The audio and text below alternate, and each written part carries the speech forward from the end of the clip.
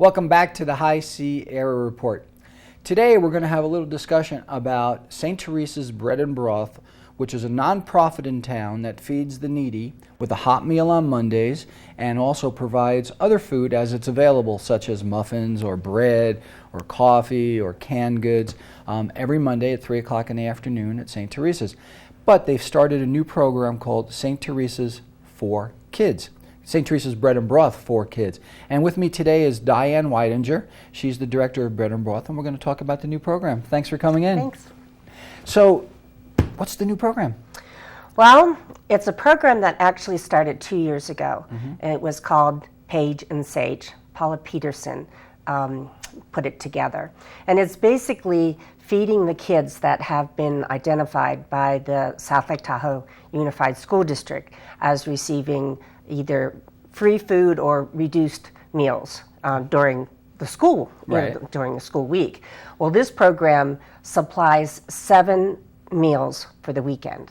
That's great. So the idea is that the children that are in need of a meal during the week, on the weekends, still have the same need? Yes, and they're either homeless or what we call kids that live in motel rooms or couch surf. We just really feel that if the kids are fed and if they don't have to worry about the food over the weekend, their behavior is much better, their attention span, the problems on Monday are diminished because they don't have to worry about food over the weekend. They can eat. So I don't think most people in town understand the enormity of the issue. How many children would you say that you're feeding a week? It has been identified around 300. 300 kids? Yes. In our town? Yes. Can you believe it? That's absolutely amazing. So how does the process work? I mean, do you use the current Bread and Broth volunteers to help you out with this, or is it a whole different crew? Well, it's a whole different group, but you can also, be a part of the regular Bread and Broth and then just help us out on Thursday. So we bag every single Thursday. We're starting out with 100. Paula supplied food for 67, but we felt that with our resources and our connections in the community that we would start out with 100. So last Thursday was our first bagging, and it went well, but we do need volunteers. So the volunteers would meet at St. Teresa's Church on Thursday in the afternoon? Yes, at 3 o'clock. And then once they get there, it's, I guess, sort of like an assembly line where you're bagging? Exactly.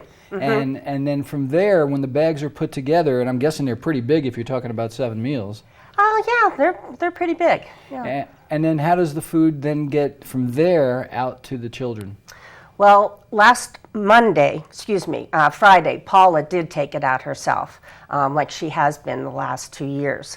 However, we want to get enough volunteers that each week there's a team. Right. So if you can do it twice a month, that's great. If you can only help us out once a month, that's great too. It will be the same system as we do for the regular Bread and Broth, our hot meal program. We have teams.